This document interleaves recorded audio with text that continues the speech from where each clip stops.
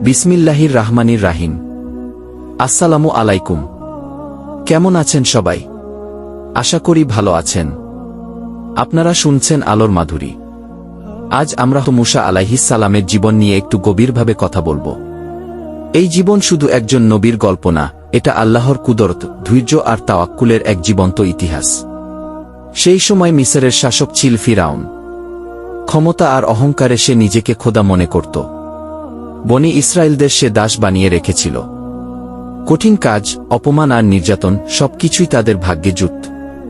এক রাতে ফিরাউন একটি স্বপ্ন দেখল। স্বপ্নে সে দেখল বনি ইসরায়েলদের ঘর থেকে এক শিশু জন্ম নেবে, যে একদিন তার রাজত্ব ধ্বংস করে দেবে। এই স্বপ্ন তাকে ভীত করে তুলল। ভয়ের কারণে সে আদেশ দিল, বনি ইসরায়েলদের সব নবজাতক পুত্র সন্তানকে হত্যা করতে হবে। এই ভয়ঙ্কর সময়েই জন্ম নিল এক শিশু, মুসা আলাইহিস সালাম। একজন মায়ের জন্য এর চেয়ে কঠিন মুহূর্ত আর কিছু হতে পারে না। চারদিকে মৃত্যু, আর কোলে একটি নবজাতক সন্তান। কিন্তু আল্লাহ তাআলা সেই মায়ের অন্তরে শক্তি দিলেন। ওহীর মাধ্যমে বললেন, তাকে দুধ পান করাও, ভয় পেলে নদীতে ভাসিয়ে দাও, আমি তাকে তোমার কাছেই ফিরিয়ে দেব।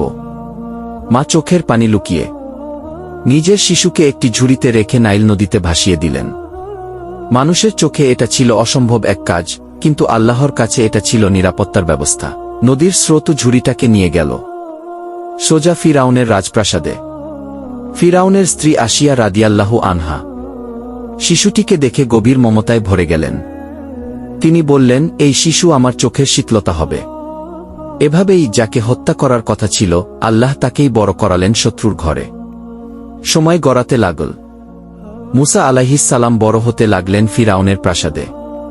কিন্তু তার অন্তর ছিল বনি ইসরায়েলদের দুঃখে ভারী।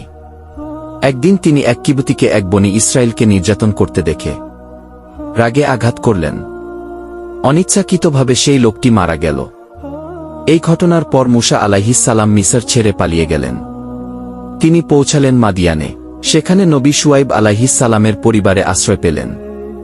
বিয়ে করলেন, বহু বছর সেখানেই কাটালেন। বছর পরে পরিবার নিয়ে মিসরে ফেরার পথে এক রাতে তুর পাহাড়ের কাছে তিনি আগুনের আলো দেখলেন। সেই আগুনের কাছেই আল্লাহ তাআলা তার সাথে কথা বললেন, তাকে নবুয়ত দান করলেন, আর আদেশ দিলেন ফিরাউনের কাছে যাওয়ার। মুসা আলাইহিস সালাম ভয় পেয়েছিলেন, কিন্তু আল্লাহ তাকে শক্তি দিলেন। তার ভাই হারুন আলাইহিস সালামকে সাথী করে দিলেন। ফিরাউনের দরবারে গিয়ে মুসা আলাইহিস সালাম আল্লাহর বাণী পৌঁছে দিলেন। কিন্তু ফিরাউন তা মানল না। জাদুকরদের ডেকে আনল।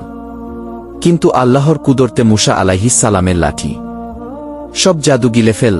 সত্য দেখে অনেক জাদুকর আল্লাহর ওপর ঈমান আনল। ফিরাউন আরো হিংস্র হয়ে উঠল। শেষ পর্যন্ত আল্লাহ আদেশ দিলেন, বনি ইসরায়েলকে নিয়ে রাতের অন্ধকারে মিসর ত্যাগ করতে। ফিরাউন সেনাবাহিনী নিয়ে পেছনে ধাওয়া করল। সামনে লোহিত সাগর, পেছনে শত্রু। মানুষ ভয়ে কাঁপছিল। ঠিক তখন মুসা আলাইহিস সালাম বললেন, আমার রব আমার সাথে আছেন। আল্লাহর আদেশে তিনি লাঠি দিয়ে সমুদ্রে আঘাত করলেন। সমুদ্র দুই ভাগ হয়ে গেল। পথ তৈরি হল। সবাই নিরাপদে পার হয়ে গেল। ফিরাউন ঢুকতেই সমুদ্র আবার মিলিত হল। এভাবেই জুলুমের চূড়ান্ত পরিণতি হল। এই ইতিহাস আমাদের শেখায়, আল্লাহ কখনো মজলুমকে ভুলে যান না। সময় লাগতে পারে, কিন্তু সাহায্য ঠিকই আসে। আপনারা শুনছিলেন আলোর মাধুরী। আল্লাহ আমাদের সবাইকে মুসা আলাইহিস সালামের মতো তাওয়াক্কুল আর ধৈর্য দান করুন। আমিন। আসসালামু আলাইকুম।